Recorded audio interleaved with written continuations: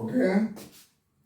Hello, class 12th board appearing students 2026 आपके लिए मैं 100 इंपॉर्टेंट क्वेश्चंस लिख रहा हूं, उसके आंसर दे रहा हूं।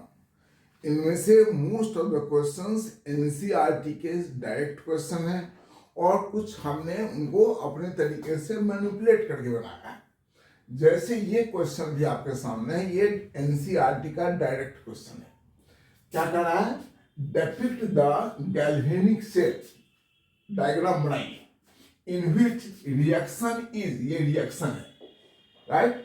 Copper plus Ag plus gives us copper 2 plus Ag, यानी कि कॉपर जो है वह इलेक्ट्रॉन दे रहा है, तो जो इलेक्ट्रॉन देता है उसका क्या होगा? ऑक्सीडेशन हो गया, और जिसका ऑक्सीडेशन होता है उसको हम क्या बनाते हैं? एनोड बनाते हैं। तो ये क्या हो गया? इस साइड से एनोड हो गया,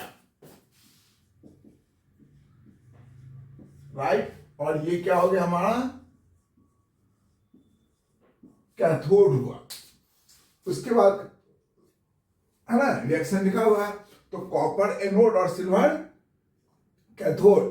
तो हम यहां पर राइट साइड में सिल्वर नाइट्रेट में सिल्वर को डाला, देख रहे हैं? ये क्या है? सिल्वर का इलेक्ट्रोड है जिसको सिल्वर नाइट्रेट में डाला। कॉपर का इलेक्ट्रोड को कॉपर सल्फेट में डाला। हम किसी चीज को, किसी मेटल को किसी इलेक्ट्रोलाइट में नहीं डालेंगे, जो एक्वस मीडियम में होता होगा उसी को डालेंगे।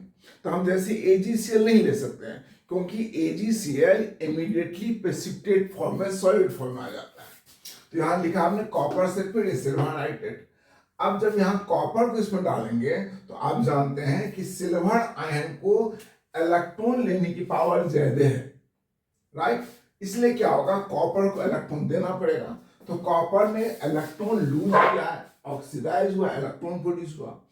ये इलेक्ट्रॉन यहां से निकल करके, देख रहे हैं, इलेक्ट्रॉन यहां से निकल के यहां आया, और यहां के क्या रहा है कि Ag प्लस उस इलेक्ट्रॉन को लेकर Ag में कन्वर्ट हो जाता है। यानी कि इलेक्ट्रॉन कहां से निकलता है? एनोड से। देख रहे हैं, यहां लिखा हुआ है एनोड से इधर आता हुआ और इधर आ रहा। तो इलेक्ट्रॉन को कौन सा चार्ज होता है? Minus charge. इसलिए एनोड क्या हो गया? Negatively charge.